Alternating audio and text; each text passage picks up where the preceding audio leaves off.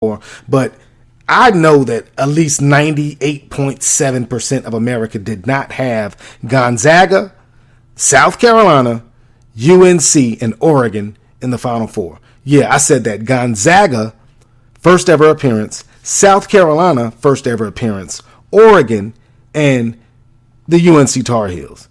Now, each team took a interesting route to the Final Four.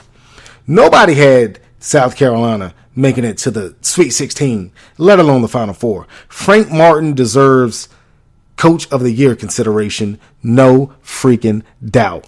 South Carolina had never won a NCAA tournament game before the season started. Not only did they win one game, they've knocked off Duke, Baylor, and Florida to make it to the Final Four. Sindarius Thornwell is a revelation, and I've been saying on Twitter for the last week, if you play South Carolina, you stand a good chance of getting Thornwell because that kid can play, man. Frank Martin, again, outstanding job coaching the Gamecocks. First ever Final Four appearance for South Carolina. Gonzaga, on the other hand, first ever Final Four appearance for that team out of Spokane. Now, Gonzaga stopped being a Cinderella team long ago. They've been a major program, but they hadn't made it to the Final Four yet. Mark Few, congratulations to you, man. You guys finally did it. You knocked off a really, really tough team to make it to the Final Four, man. You got past West Virginia in the Sweet 16, which is a very hard game, and then you beat the brakes off Xavier in the Elite Eight. West Coast Conference Player of the Year, Nigel Williams-Goss, the UW transfer. He leads that squad for Gonzaga. Gonzaga is a really good team, man. They've only lost one game this season, so you can't doubt that they're a good team. Congratulations to Gonzaga and South Carolina, man. Those guys are in the Final Four for the first time. It's like the first time you eat red velvet cake. You're not sure if it's going to be good because the cake is red. You're not used to eating red cake. But then when you bite into it, proceed. Man, the red velvet cake is second to none. So right now, Gonzaga and South Carolina, man, they're eating red velvet cake for the first time.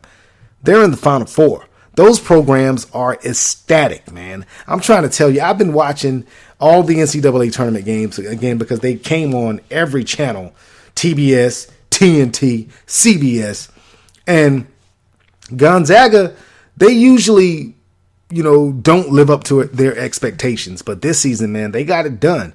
They're going to the Final Four. South Carolina didn't have any expectations. A 10-loss team.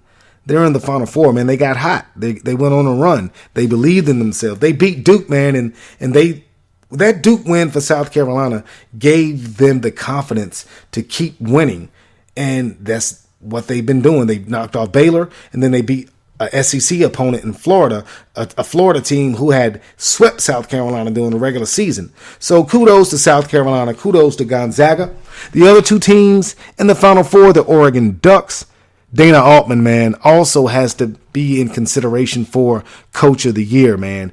They snuck past Michigan in the Sweet 16, and then they beat the brakes off of Kansas in the Elite Eight. Now, Kansas, they had been playing lights out, man. I thought Kansas for sure was going to be in the Final Four. Frank Mason III, Devontae Graham, and Josh Jackson, man, that three-headed monster for Kansas, they had been playing outstanding basketball, but then they ran into Oregon, man. Oregon has a three-headed monster themselves. Tyler Dorsey, Dylan Brooks, and Jordan Bell. Those guys went banana in that Elite Eight game against Kansas. Tyler Dorsey dropped 27 points. Dylan Brooks had 17 points. Between Dorsey and Brooks, they had 10 assists, and then you got the big man Jordan Bell with 11 points, 13 rebounds, 4 blocks, swatting everything away. Like, get out of here, man. Get off me, little dude. Like, that's what I swear, man. I was watching the game. I thought I was looking at Shaq or Akeem Olajuwon. Now, I might be exaggerating a little bit, but the buddy was balling. Young boy got it done. Again, man, huge double-double for Jordan Bell. The Oregon Ducks knocked off Kansas.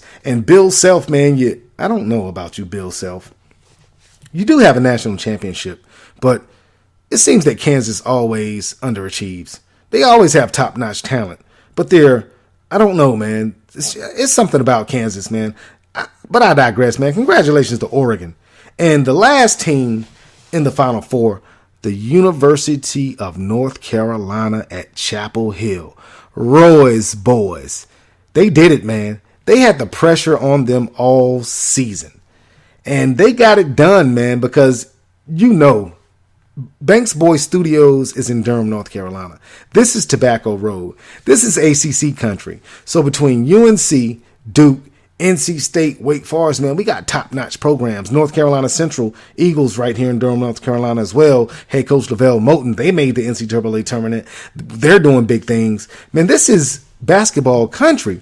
So Roy Williams and the UNC Tar Heels, man, they always have pressure on them to go far in the tournament. And Roy's boys got it done, man. The Tar Heels, they knocked off Butler in the Elite Eight, man. And Butler had pretty much owned UNC the last couple seasons, man.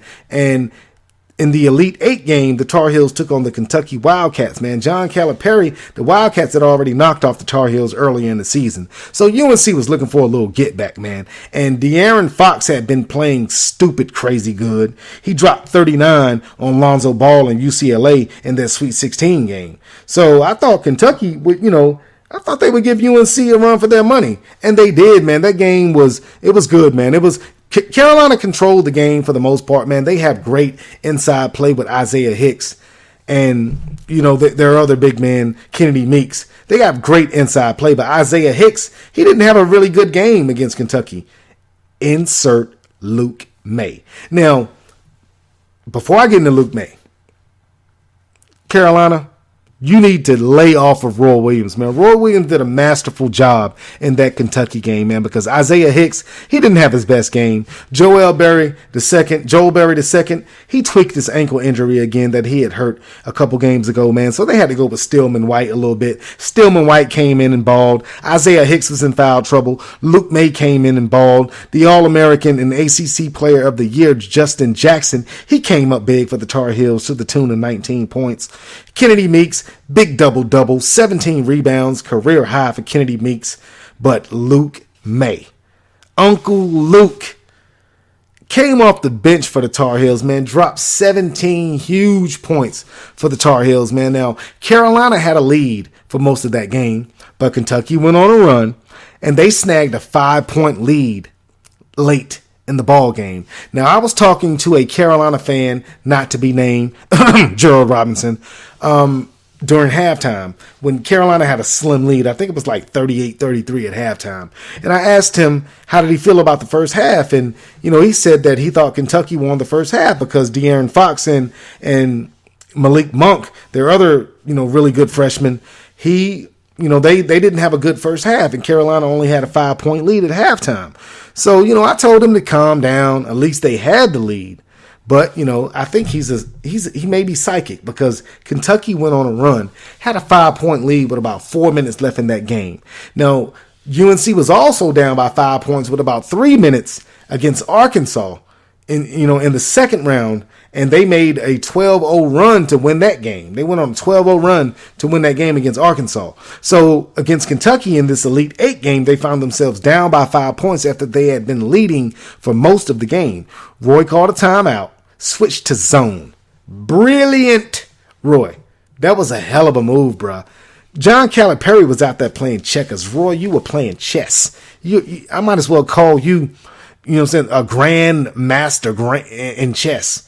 Because you were playing chess and John Calipari was playing checkers. You switched the zone and you went on a 10-0 run, grabbed the lead, but Kentucky did come back, tied the game on a crazy Malik Monk three-pointer when time was going down. So Roy didn't call a timeout. UNC fans get on Roy about calling timeouts all the time.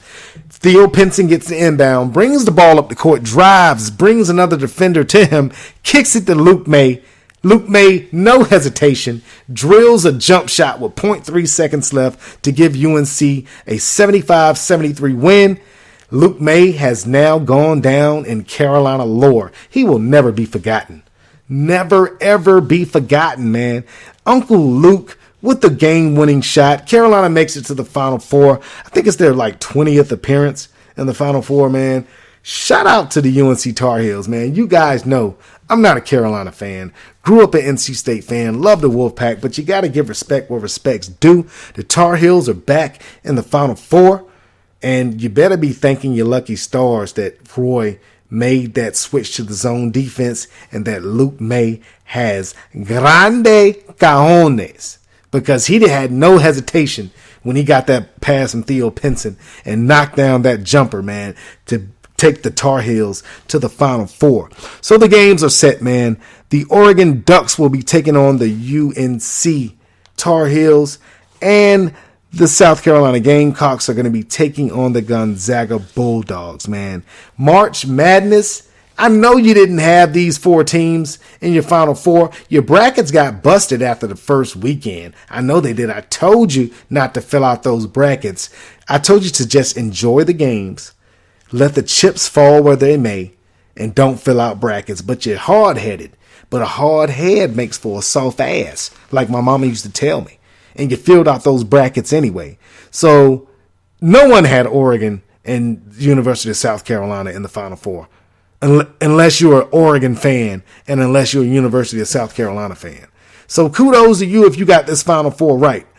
I'm pretty sure 98.7% of America did not get that right. But that's the Final Four. On the next week's edition of the All Things Sport podcast, I'm going to get into those Final Four matchups, and I'm going to get into the national championship game. Don't know who that's going to be yet. My prediction is going to be UNC and Gonzaga. We're going to see, hopefully, matter of fact, let me change that. I want the University of South Carolina and the University of North Carolina to play. North versus South, baby. It's like the Civil War again, minus all the slavery stuff and all that. But I digress. Let's take this commercial break. I'm going to end the show after the break, man. I'm going to give you a top 5 list in honor of Mr. Luke May. I'm going to give you the top 5 Lukes of all time. Let's take this commercial break. We'll be back and wrap up the show on the All Things Sport podcast on Spreaker Radio. Damian Banks here for Austin Davenport Construction. If you're a new homeowner, old homeowner, or whatever the case may be, if you need work done on your home, look no further than Austin Davenport Construction. Austin Davenport Construction offers services such as building and repairing foundations, brickwork, home repair, waterproofing. Whatever you need, chances are Austin Davenport Construction can hook you up. If you need backsplash in the kitchen, they got you. If you want to get the roof work done, they got you. If you want new tile in the kitchen, they got you. New tile in the bathroom, I'm pretty sure they can hook you up. So if you want to get your new home worked on, you want to get your old home worked on, whatever you need, Austin Davenport Construction has your back. To contact Austin Davenport Construction, call 919-697-6912 or 919-450-7517. Also, email austindavenport@gmail.com or go to the website austindavenport.com. Austin Davenport Construction. Get your home done right.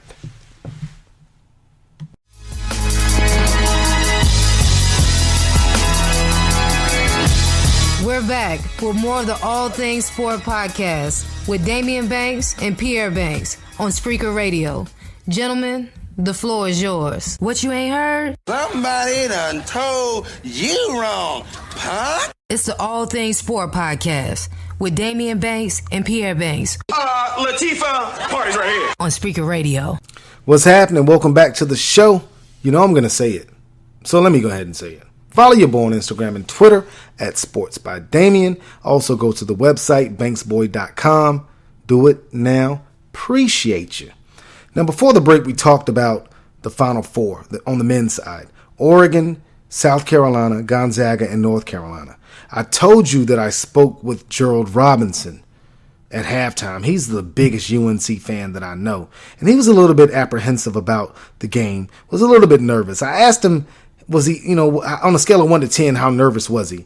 He didn't give me a number. He told me that he couldn't even eat. So that's how nervous Gerald was. But the Tar Heels pulled it out, man. So in honor of Gerald Robinson, this portion of the All Things Sport podcast is brought to you by his company, Triangle Entertainment Worldwide.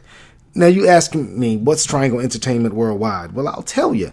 Triangle Entertainment Worldwide provides artists, rappers, singers, gospel musicians, painters, poets Whatever type of artist you may be, Triangle Entertainment Worldwide can promote you. They can help you. They can